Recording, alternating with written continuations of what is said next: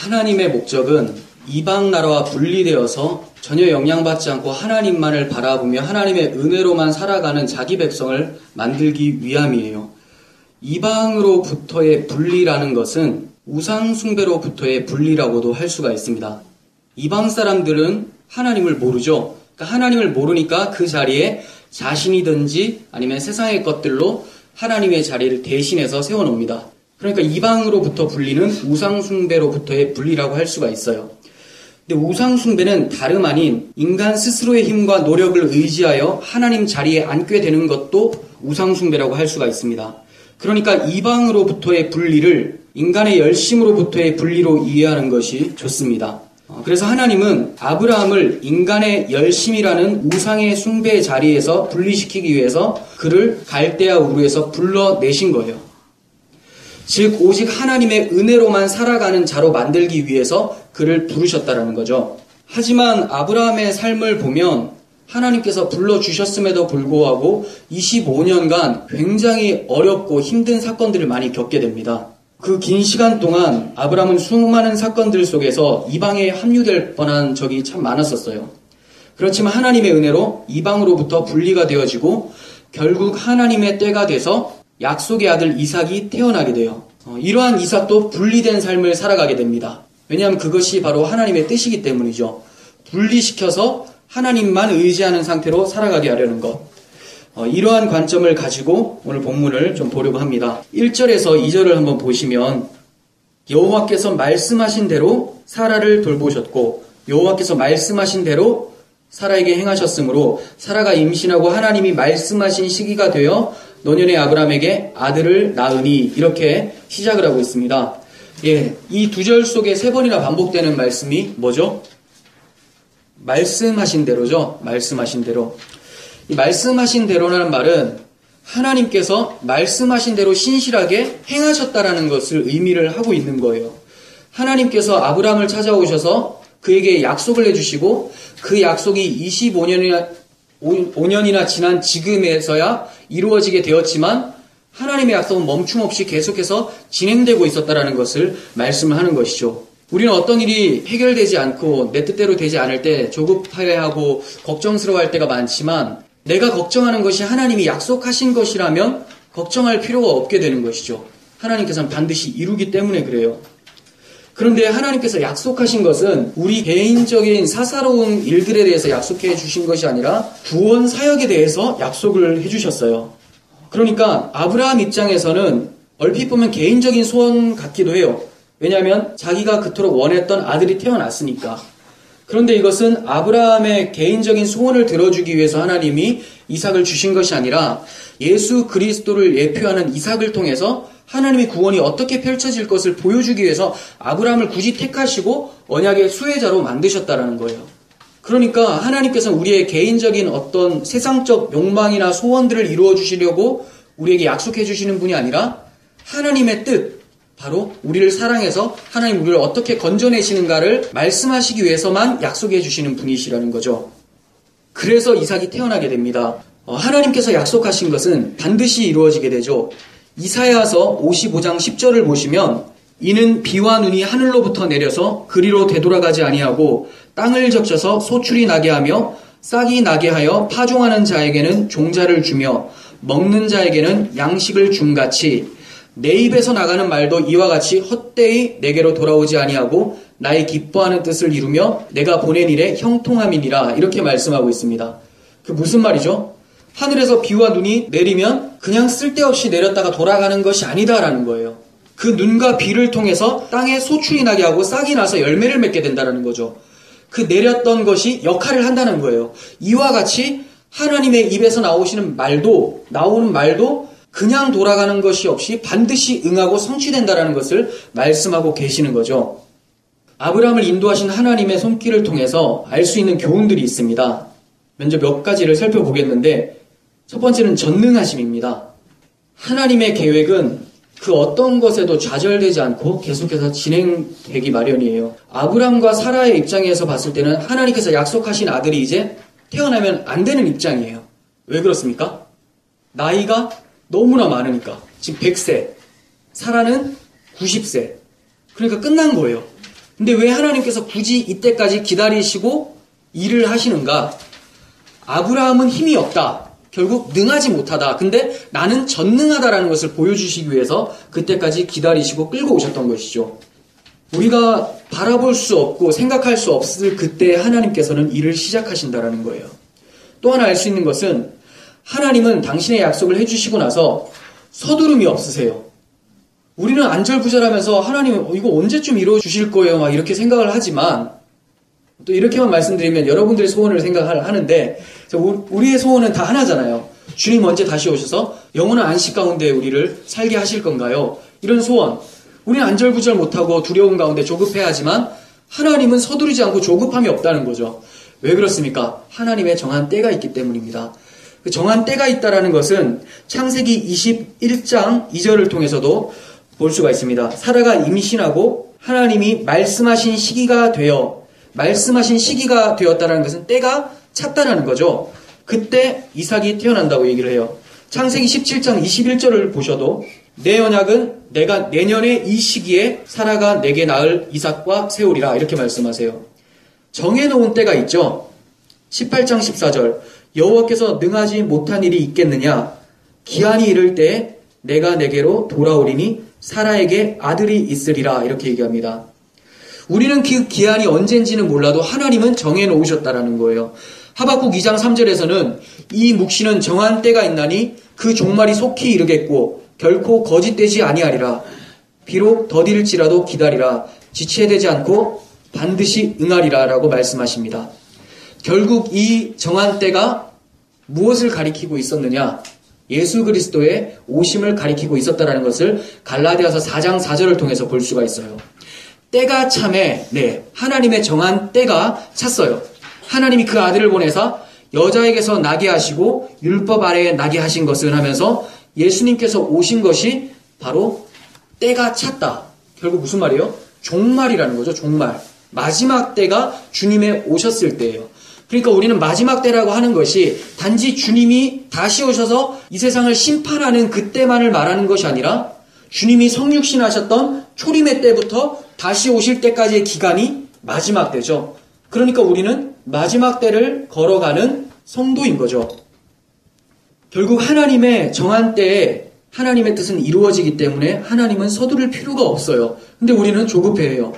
성경은 하나님을 진짜 믿는다면 그 하나님의 약속을 진짜 믿는 자라면 조급해하지 않는다고 얘기를 하고 있습니다. 이사야 28장 16절 보겠습니다. 그러므로 주 여호와께서 이같이 이르시되 보라 내가 한 돌을 시온에 두어 예수 그리스도를 상징합니다. 기초를 삼았노니 곧 시험한 돌이요 귀하고 견고한 기초돌이라 그것을 믿는 이는 다급하게 되지 아니하리로다 이렇게 말씀하시죠. 이것은 예수 그리스도를 믿게 되면 주님의 심판의 때에 두려워 떨지 않고 조급하지 않게 된다는 걸 얘기를 하지만 결국 이 약속을 믿고 있는 자는 언제든지 주 안에서 안식하면서 걸어갈 수 있게 된다는 거죠. 그러니까 우리의 영원한 안식은 주님 다시 오실 때지만 지금도 우리에게 안식은 시작되고 있는 거예요. 근데 그걸 우리가 발견을 잘 못해요. 왜 발견을 못할까요? 여기서 말을 하죠. 그것을 믿는 이는 다급하지 않는다. 안식으로 살아갈 수 있다. 근데 왜 다급해집니까? 잘 안 믿어지니까. 하나님이 불안불안해 보이는 거예요. 근데 앞에도 말씀드렸다시피 하나님은 전능하시죠. 불가능을 가능케 하시고 그리고 하나님의 정한 때가 있어요. 그리고 반드시 이루신다고 얘기를 하세요. 그렇다면 우리는 조급함 없이 주님의 안식 가운데서 걸어갈 수 있는 신앙인이 되어야 되겠죠. 결국 하나님의 전능하심과 신실하심으로 하나님의 때에 이삭이 출생하게 됩니다. 이러한 약속의 아들 이삭의 출생은 부모에게 기쁨을 주게 되는데 이것은 예수 그리스도의 오심으로 인해서 약속의 아들을 기다리는 모든 자에게 기쁨이 넘쳐나게 될 것을 예표로 그림자로 미리 보여주고 계시는 거예요. 그리고 이삭은 예수 그리스도의 예표임과 동시에 성도의 예표도 되는 거예요. 이러한 부분들을 이제 5가지로 간추려서 한번 살펴보도록 하겠습니다. 먼저는 이삭과 예수님이 왜 닮았느냐? 약속의 아들이라는 거죠. 다른 아들을 낳을 때는 약속을 한 적이 거의 없어요. 그런데 이삭은 약속을 해주세요. 예수님께서도 약속을 해주셨죠. 어떤 약속입니까? 한두 개가 아니죠. 구약이잖아요. 구약. 전체로 약속을 해주셨는데 이삭은 아브라함에게 약속을 해주셨고 약속의 아들이라는 것을 통해 볼 수가 있어요. 또 하나는 이삭이나 예수님이나 약속하신 때로부터 이루어진 때까지의 기간이 굉장히 길다라는 거예요. 아브라함도 금방 아들을 낳을 수 있을 거라고 생각했는데 75세에 부름을 받아서 25년 후에 낳게 되죠. 그런데 예수님 같은 경우는 얼마나 기다렸어요? 에덴 동산에서 타락하고 나서 창세기 3장 15절에서 여자의 후손이 뱀의 머리를 상하게 할 것이다 라고 약속을 하셨어요. 그리고 나서 수천 년이 지난 후에 신약 시대에 오셔서 주님이 오시게 되는 거죠. 굉장히 긴 간격이 있습니다. 그리고 또 공통점이 전능하신 하나님을 볼 수가 있어요. 이삭 같은 경우는 사라의 태가 다쳤음에도 불구하고 아브라함이 이제 아이를 낳을 수 있는 나이가 아닌데도 불구하고 출생을 하게 됩니다. 그런데 예수님 같은 경우는 동정녀에게서 출생을 하게 되죠. 남자를 알지 못하는 여자에게서, 처녀에게서 태어나게 된다는 거예요. 창세기 18장에서는 내가 늙었는데 어떻게 아들을 낳습니까? 이렇게 물었다고 얘기를 해요. 그럼 하나님께서 뭐라고 하십니까?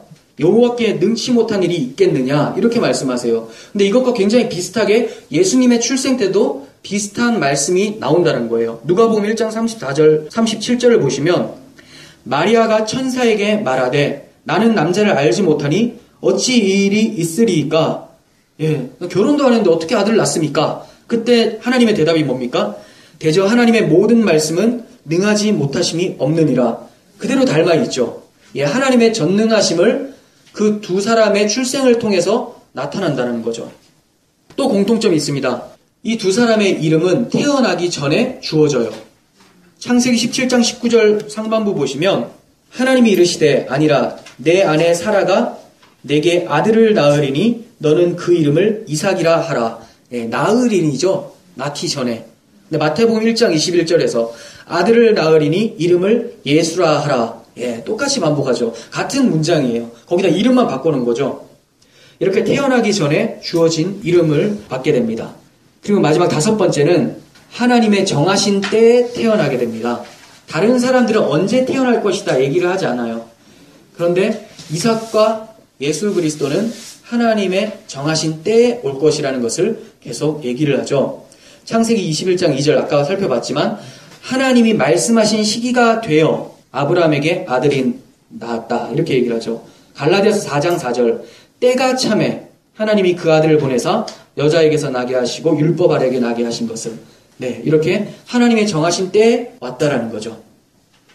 이렇게 이삭은 그리스도를 예표합니다. 하지만 동시에 성도도 예표를 해요. 왜 그렇습니까?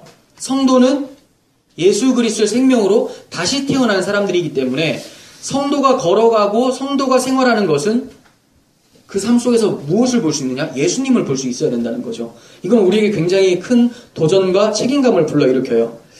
우리의 삶이 예수님을 대변하는 삶이다 라고 했을 때, 교회의 삶이 천국을 보여주는 삶이다 라고 했을 때 우리는 참 민망해지죠. 이삭이 성도의 예표로서 등장을 합니다. 이걸 더 확신할 수 있는 것은 갈라디아서 4장 28절에서 사도 바울이 이렇게 얘기합니다. 지금 이 오늘 본문을 인용을 하면서 얘기를 하는데 형제들아 너희는 이삭같이 약속의 자녀라 이렇게 얘기하죠. 형제들은 그리스도인들이에요. 근데 너희는 이삭과 같이 약속의 자녀다. 그러니까 이삭은 예수 그리스도의 예표임과 동시에 그리스도 안에 있는 성도들을 보여주는 예표로 등장을 하게 되는 거예요. 이렇게 이삭이 그리스도의 예표라면 오늘 본문을 통해서 깨닫는 것이 있는데 약속의 아들 그리스도께서 오시기까지 구약의 이스라엘의 역사는 깨어지고 부서짐의 연속이었어요. 그리고 그 후에야 역사 속에서 그리스도께서 오신 거예요. 이삭도 마찬가지죠. 아브라함과 사라의 삶 속에서 계속되는 부서짐과 깨어짐이 있고 나서 철저하게 다 무너지고 나서야 이삭이 출생하게 돼요. 처음에는 아브라함과 사라가 자기 힘으로 무언가를 해보려고 엄청 발버둥을 쳤었는데 이러한 모든 발버둥이 멈춰지고 죽은 자와 같게 되었을 때 이삭이 출생하게 되는 거예요. 우리는 이것을 단지 역사적인 사건으로만 이해해서는 안 되는 거죠. 앞서 말씀드린 순서는 우리 마음속에서 일어나는 거듭남의 순서를 나타내고 있는 거예요. 거듭남의 순서. 거듭남, 즉 예수 그리스도께서 우리 마음에 오시려면 반드시 전제되어야 되는 것이 있어요. 난 예수님 믿습니다. 바로 이렇게 나올 수가 없다는 거예요. 반드시 뭐가 전제되어야 될까요? 아까 앞에서 말씀드렸잖아요. 예수님이 오기 전까지는 구약 이스라엘 백성이 부서지고 깨어지는 것이 있었고, 이삭이 태어나기 전까지는 아브라함과 이삭이 만신창이가 되어서 두 손 두 발을 다 드는 상태가 되어서 이삭이 출생했어요. 이와 같이 우리가 예수 그리스도로 거듭나기 위해서, 예수 그리스도를 믿는 자가 되기 위해서는 그 전제가 뭐냐? 나의 육적 소망이 다 끊어진 상태가 되어야 된다는 거예요. 나는 죄인이고 하나님 앞에 절대로 의롭다함을 얻을 수가 없는 존재구나. 내 어떠한 능력과 공로로도 하나님 앞에 정상 참작이 되지 않는다는 걸 알게 될 때, 그때 탄식이 나오게 되겠죠. 오라 나는 곤고한 사람이로다. 누가 이 사망의 몸에서 나를 건져내랴. 당연한 마땅한 순서예요. 그리고 나서 하나님께서 내어놓으신 의가 기쁘게 보여지는 거예요. 그 의가 뭡니까? 예수 그리스도라는 의. 근데 이런 자기 부인이 없으면, 자기 깨어짐, 나는 아무것도 아닙니다라는 그 사실이 인식이 안 되면 하나님께서 내놓은 의를 딱 보았을 때 기쁘게 받아들여지지가 않습니다. 어떻게 받아들여질까요? 기분 나쁘게, 이 할아버지가 왜 자기 의를 내놓지? 내 의도 있는데. 이렇게 생각하게 되잖아요. 그러니까 하나님께서는 하나님의 의를 우리에게 쑤셔 넣기 위해서는 우리가 가지고 있는 지푸라기 같은 의를 다 박살내고 넣어주신다라는 거예요. 그럴 때 이 하나님의 의가 복음이 되는 거죠. 기쁜 소식. 결국 예수 그리스도를 맞이한 거듭난 성도들은, 하나님의 의를 받은 성도들은 그 안에서 충돌이 일어나기 시작합니다. 무엇과 충돌이 일어날까요? 자기의 의와 하나님의 의가 충돌이 일어나기 시작하는 거예요. 다시 말해서 새로운 자아와 옛 자아의 싸움이 일어나기 시작하는 거죠. 분명 옛 자아가 죽고 새 자아가 들어오는 것이 거듭남인데, 죽었다는데 왜 싸움이 일어날까요? 이게 이제 신학적으로 좀 의아해질 수 있는 문제죠.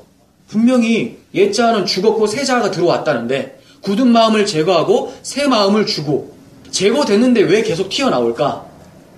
우리 영혼은 새롭게 교체된 것이 맞습니다. 그렇지만 우리가 입고 있는 몸은 죽을 몸이죠. 이 몸이 죽지 않을 주님께서 부활하신 몸이라면 우리는 갈등이 없어요. 근데 이거는 옛 자아에 길들여진 몸이라는 거죠. 그래서 엄밀히 말하면 본성은 죽었는데 몸이 기억하고 있는 습관이 남아있다고 볼 수가 있어요. 근데 이걸 그냥 편하게 옛 본성과 새 본성이 대립되어 싸운다라고 많이 표현을 합니다. 그러니까 이 육체가 완전히 죽고 새롭게 거듭나기 전까지, 영혼은 거듭났잖아요. 근데 몸은 거듭나지 않았기 때문에 계속해서 습관적으로 치고 들어온다는 거죠. 그러니까 충돌이 발생하게 되고, 성도는 이때 거듭난 영혼이 몸을 지배하게 되면 우리의 몸이 의의 무기로 사용이 되는데, 이 영혼이 몸의 옛 습관에 따라 흘러가게 되면 불의의 병기로 사용되어진다고 사도 바울이 로마서에서 얘기를 하고 있는 거예요. 그러니까 육신의 옛 습관이 계속해서 우리가 살아가는 동안은 충돌을 일으키게 합니다. 이러한 충돌이 본문에서도 등장을 해요. 바로 약속의 아들 이삭과 언약 밖의 아들 이스마엘의 충돌이에요. 우리는 본문의 이삭과 이스마엘의 충돌을 통해서 거듭난 성도들에게 일어나는 삶의 원리를 발견할 수가 있습니다. 이스마엘만 있을 때에는 갈등이 없었어요. 그 가정은 굉장히 화목했습니다.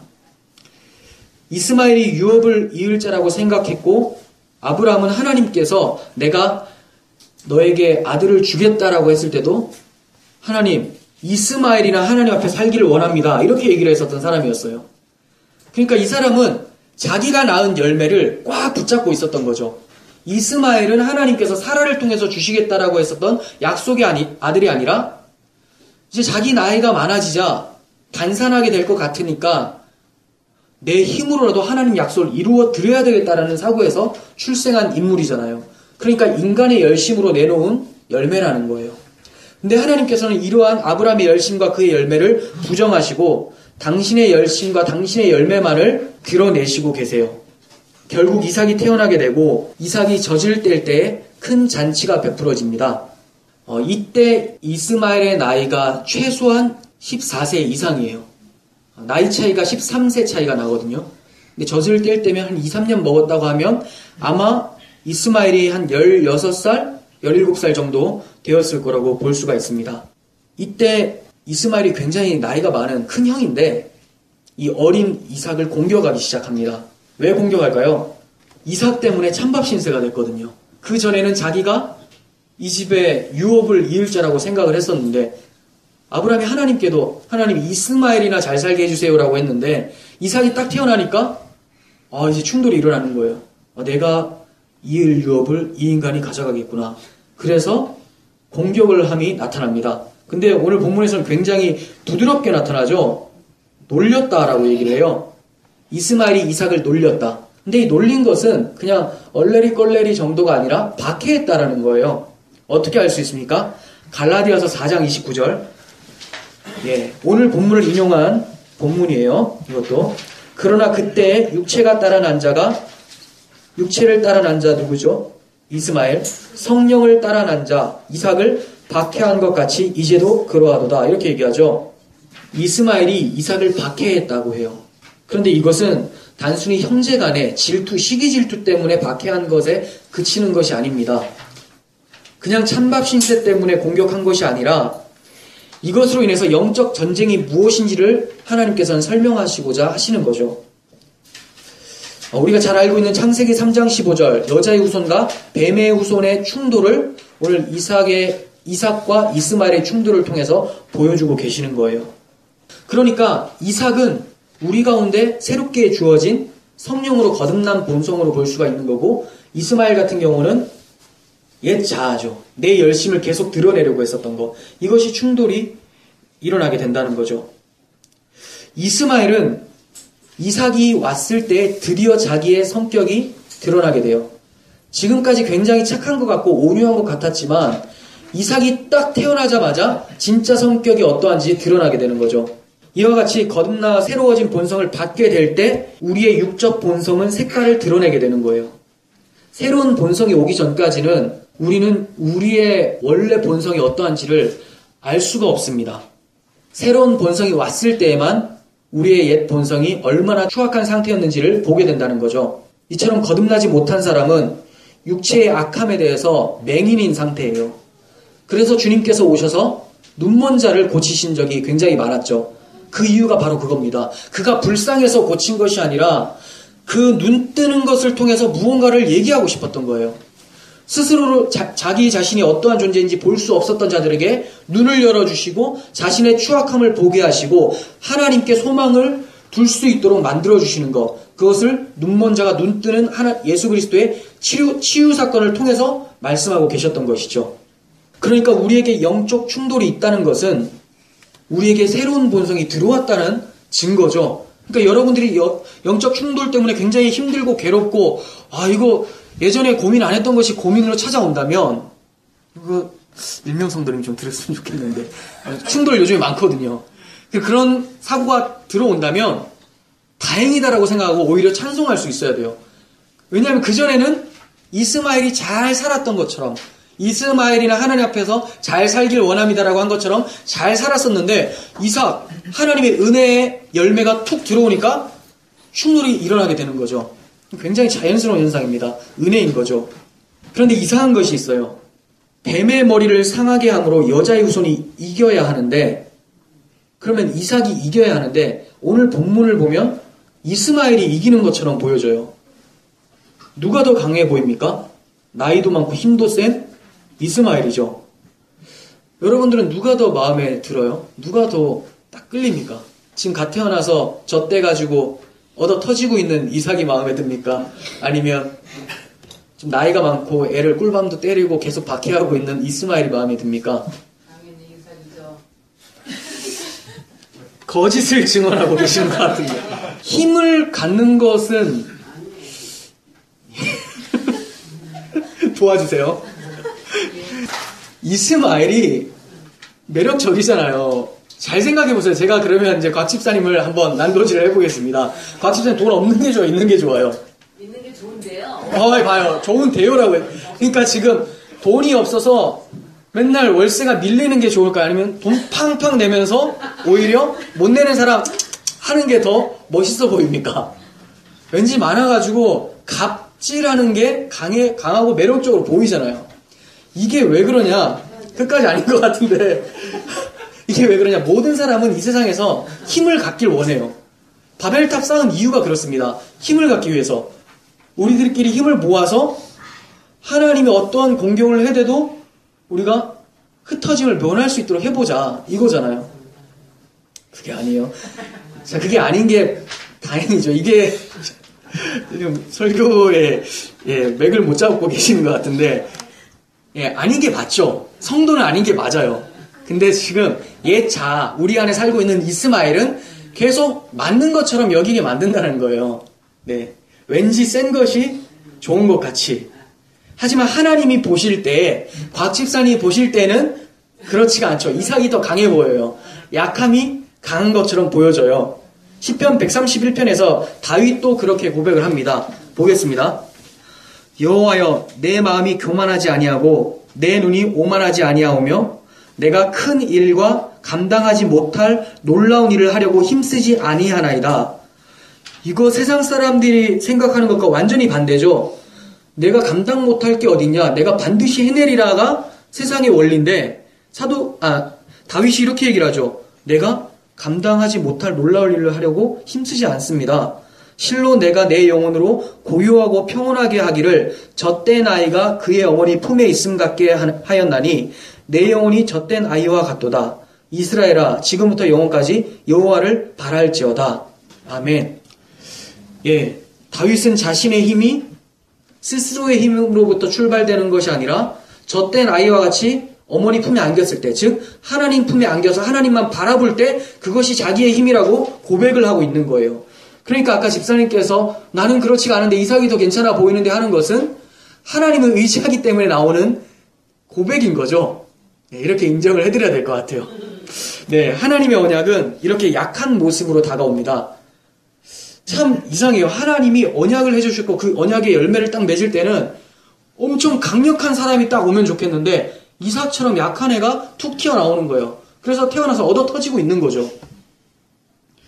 그러니까 세상의 관점에서는 하찮고 어리석게 보여요. 괴롭히고 싶어지는 뿐이죠. 언약의 실체이신 예수님을 박해한 세상을 한번 보세요.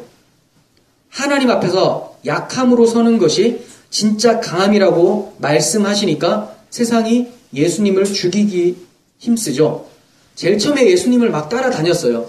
왜 그랬을까요? 하나님의 언약이 강함으로 온 줄 알았거든요. 군사적 메시아, 경제적 메시아, 정치적 메시아라고 생각을 하고 다 따라다녔는데 예수님이 십자가에서 힘없이 쓰러지니까 다 떠나버리는 거예요. 이삭으로 이제 보여진 거죠. 처음에는 이스마엘처럼 딱 봤는데 알고 보니까 뚜껑을 열어보니까 이삭처럼 그냥 얻어 터지네? 다 떠나버리는 거죠. 그리고 그것이 힘이라고 하는 예수님을 가만히 둘 수가 없는 거예요. 그래서 터져나오는 결과가 뭐냐? 예수님의 십자가죠. 죽여라예요. 내가 어떻게 너처럼 약한 애와 함께 살겠느냐? 나의 힘을 드러내는 것이 이 세상의 원리고 그게 나의 가치관이다라고 하면서 예수님을 죽이게 돼요. 그래서 거듭난 성도들은 모두가 다 십자가를 지고 주님을 따르는 삶이 발생되게 되는 거죠. 십자가 지는 삶은 다름이 아니라 자기 힘을 빼는 삶이에요. 세상은 우리들에게 힘내라, 힘내라 이렇게 얘기를 하는데 주님께서는 어린 아이와 같아라 이렇게 말씀하고 계세요. 그럴 때 어린아이와 같을 때 누가 싸웁니까? 부모님이 싸우겠죠. 어린아이 대신 내보내는 부모가 없잖아요. 그러니까 어린아이와 같을 때 부모가 나가는 거죠. 예수님께서 우리에게 어린아이와 같아라라고 한 말은 네 힘 빼고 하나님으로 싸워라 이렇게 얘기하는 거예요. 골리앗이 이겼습니까? 다윗이 이겼습니까? 다윗이 이겼잖아요. 근데 딱 보면 다윗이 힘이 좋습니까? 아니죠. 힘 하나도 없어요. 골리앗하고 비교가 안 됩니다. 이삭의 모습이에요. 골리앗은 이스마엘의 모습이고. 근데 어떻게 골리앗을 한 방에 때려 눕힙니까? 내가 모독하는 만군의 여호와의 이름으로 나아간다라고 했더니 이기는 거죠. 어린아이와 같이 되어버리고 자기는 엄마 아빠를 출동시켜버리는 거예요. 우리도 이렇게 돼야죠. 우리 힘이 너무나 강하면 하나님이 일을 할 수가 없어요. 해줘도 자기가 했다고 생각을 해요. 그러니까 모세가 그렇게 힘이 빠질 때까지 하나님께서 기다리신 거죠. 40대 팔팔할 때 쓰신 것이 아니라 40년 더 굴리고 80세 됐을 때 하나님이 사용하시죠. 구약의 이스라엘 백성들에게 하나님께서 가나안 땅을 허락하실 때도 40년간 계속 돌리다가 만신창이가 되고 1세대 다 죽고 나서 너희들의 힘으로 들어가는 거 아니다. 이제 아빠인 내가 데리고 들어간다 해서 데리고 가는 게 출애굽 후 가나안 입성이잖아요. 우리도 마찬가지입니다. 우리가 힘을 주고 있을 때 하나님께서는 힘을 줄 수가 없습니다. 힘없는 이삭이 유업을 이어받는 것이고 힘 있는 이삭은 쫓겨나게 되는 것이 하나님의 원리입니다. 우리는 우리 마음속에 여전히 꽈리를 틀고 있는 뱀의 후손과 같은 이스마엘을 계속해서 물리치는 작업을 평생 해야 돼요. 왜 그렇습니까? 이삭과 이스마엘이 서로 시작점이 다르기 때문이에요. 이삭은 시작점이 하나님의 은혜로부터 출발이 되는데 이스마엘은 아브라함의 열심, 인간의 행위로부터 출발하기 때문에 그렇습니다. 은혜는 인간 편에서 무엇인가를 더했을 때는 은혜가 될 수가 없어요. 하나님이 99를 해주셨고 1을 더했을 때 그게 무엇이 되느냐? 보상이 돼버리는 거예요. 보상. 너무 감사한 보상. 이렇게 되는 거죠. 내가 한 것보다 더 많이 준 보상. 근데 성경은 뭐라고 얘기하고 있습니까? 내가 한 것보다가 아니라 나는 아무것도 못했고 하나님이 다 하셨다를 얘기를 하는 거예요. 그러니까 인간의 행위와 하나님의 은혜는 충돌될 수밖에 없고 하나님께서는 우리의 행위를 계속해서 부인해 나가시는 거죠. 그러면 우리는 아무것도 아닌 자가 되었기 때문에 아무것도 안 하면서 살아가게 되는 건가? 아니죠. 은혜가 임했으면 예전에 그 인간이 열심으로 다했던 그 정성보다도 더 대단한 열심 막 솟구쳐 오르는 거죠. 그게 바로 힘이에요. 그게 누구의 힘? 하나님의 은혜의 힘이니까. 그러니까 더 역동적으로 살게 되는 것이고 다 행한 후에 하나님 우리의 행위는 다 하나님의 은혜로부터 발생된 것입니다라고 고백하게 되는 거죠. 그러니까 이것은 운명론자들처럼 하나님이 다 해주시니까 가만히 기다려야지 이렇게 가는 것이 아니라 은혜를 알면 알수록 더 사도 바울과 같이 깊은 봉사, 섬김의 자리로 가게 된다는 것입니다. 그리고 나서 사도 바울이 말하는 것이 내가 모든 사도보다 더 많이 수고하였으나 그러나 이것은 내가 한 것이 아니요 나와 함께 하신 하나님의 은혜입니다라고 고백했었던 것과 같은 거예요. 이렇게 은혜에는 인간의 행위가 들어갈 수가 없습니다. 그러므로 약속의 자손이 아닌 이스마엘을 내쫓으라고 본문에서 사라가 얘기를 하고 있는 거예요. 사라가 그냥 자기 아들이 박해를 받으니까 기분 나빠서만 얘기하는 것이 아니라 하나님께서는 하나님의 은혜에 행위가 가입되지 못하도록 행위를 물리쳐 버리는 것이죠. 물론 이 역사 속에서 사라의 감정은 자기 아들을 박해했으니까 이스마엘을 내쫓으라고 얘기했는 것이 분명해요. 그렇지만 하나님께서는 그러한 인간의 개인적인 감정을 통해서도 하나님의 구원 사역이 어떻게 펼쳐지는가를 드러내 보이고 계시는 것이 바로 성경이라는 거죠. 사도 바울은 갈라디아서 4장 21절에서 31절에서 이스마엘과 이삭의 관계를 율법과 은혜의 관계로 설명을 하고 있습니다. 제가 실어놓지는 않았어요. 갈라디아서 4장을 나중에 보시면 오늘 본문을 그대로 인용을 하면서 이것은 비유니 하갈은 신의 산이고 율법이고 사라는 자유자고 새 예루살렘이다. 위에 있는 자다. 이렇게 얘기를 해요. 즉 하나님의 은혜를 얘기를 하죠. 그러니까 하갈은 여종이고 율법이라고 했는데 그 율법에서 낳은 열매, 행위의 열매가 이스마엘이 되는 거고 자유자인 위에 있는 예루살렘, 즉 하나님의 은혜로 낳은 아들이 이삭이 되는 거예요. 그러니까 하나님의 유업을 얻을 자는 오직 이삭이어야 된다라고 하신 것은 하나님의 유업은 하나님의 은혜로만 주어지기 때문이죠. 인간의 열심으로 하나님의 유업을 받을 수가 없다라는 것을 얘기를 하고 있는 거예요. 그러니까 이러한 것을 세상이 인정을 할 수 있겠습니까? 하나님의 복을 받으려면 인간들의 열심이 아니라 하나님의 열심이어야지만 가능하다. 이 소리를 세상이 인정하겠냐고요. 인정을 못하니까 이것을 얘기하는 그리스도인들을 박해하는 거고 그리고 우리 마음속에서도 이스마엘이라고 하는 존재가 끊임없이 우리가 은혜로 나아가려고 하는 것을 발목을 붙잡고 시동을 거는 거예요. 이스마엘은 아브라함 집에서 쫓겨납니다. 하지만 강력한 힘을 얻게 돼요. 하나님께서 그를 보살펴요. 물론 이 역사 속에서는 하나님께서 그를 그래도 사랑하셔서 돌보심으로 볼 수가 있어요. 그렇지만 구속사적인 관점에서는 은혜에는 인간의 행위가 들어갈 수 없다는 것을 보여주면서 이스마엘이 쫓겨나게 되는 것이죠. 그렇지만 이 이스마엘이 강력한 힘을 소유하게 돼요. 그래서 나라를 만들어요. 이것은 무엇을 말씀하는 거냐면 하나님께서 정하신 때까지 이스마엘의 자손, 즉 세상 힘이 하나님의 뜻을 이루기 위해서 도구로 남아있게 된다는 거예요. 어떤 도구일까요? 이삭을 계속 괴롭히는 도구로 남아있는다는 거예요. 강대국이 돼서 이삭을 끊임없이 공격하게 되죠. 이게 하나님의 경륜이에요. 하나님께서 세상을 이끄시면서 성도들에게 알려주시려는 이 의도가 바로 여기서 출발이 되어지는 거죠. 우리가 어떻게 하나님의 은혜입니다라고 고백할 수 있게 됩니까?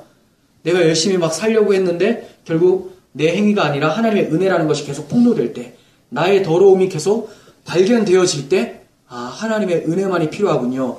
나의 힘은 내 스스로의 힘이 아니라 오직 그리스도의 십자가에서 출발되는 하나님의 은혜입니다라고 고백하게 되니까. 그래서 하나님이 굳이 악인들을 계속 남겨놓은 거예요. 이 악인들 다 제거해버리면 하나님의 교육의 장이 망쳐져 버리는 거죠. 그래서 하나님이 굳이 안 만들어도 되는 뱀까지도 만들잖아요. 창세기 3장 1절에서는 하나님이 지으신 들짐승 중에서 뱀은 가장 간교한 자다 이렇게 얘기를 하죠. 여기서 지으셨다라는 단어는 어떤 의도를 가지고 만들었다는 것을 뜻하고 있어요. 그러니까 갑자기 뱀이 툭 튀어나온 것이 아니라 하나님이 그 쓰임에 적당하게 만드셨다라는 거예요. 그러면 사람들은 왜 나는 뱀입니까? 라고 할 수 있는데 자기는 뱀은 아니지만 사탄이 나는 왜 사탄입니까? 근데 그걸 불평하지 않아요. 사탄은 자기가 사탄인 거를 굉장히 즐거워하고 좋아합니다. 자기가 하나님 밑으로 들어가는 걸 싫어하지 왜 나를 마귀로 두셨습니까? 라는 질문을 절대 안 해요. 그리고 로마서 9장에 보면 토기장이가 도자기를 만들 때 자기가 원하는 대로 만들지 자기가 쓰기에 적합한 대로 만드는 것이지 그릇이 거기다 대고 나는 왜 이렇게 만들었냐고 얘기할 수 있겠느냐 이렇게 사도 바울이 얘기를 합니다. 이와 같이 우리가 하나님을 알게 되었고 하나님의 은혜를 사모한 자가 되었다면 하나님 저 사람은 왜 저래요가 아니라 어떻게 나 같은 사람을 하나님을 섬기는 자로 만드셨습니까에 더 감탄해야 되는 거죠. 초점을 거기 맞추셔야 돼요. 그리고 아직까지 안 믿는 자들 향해서는 하나님 나 같은 자도 구원하셨는데 저에게도 긍휼을 베풀어 주셔서 저와 같이 하나님을 함께 찬송할 수 있도록 만들어 달라고 이렇게 기도할 수 있게 되는 것이죠. 이스마엘은 강력한 힘을 얻게 되지만 결국은 하나님의 유업을 받지 못하는 자들일 뿐이에요. 정리하겠습니다. 유일한 약속의 아들이 되시는 분은 예수 그리스도세요. 갈라디아서 3장 16절에서는 이 약속들은 아브라함과 그 자손에게 말씀하신 것인데 여럿을 가리켜 그 자손들이라 하지 아니하시고 오직 한 사람을 가리켜 내 자손이라 하셨으니 곧 그리스도다 이렇게 말씀하셨어요.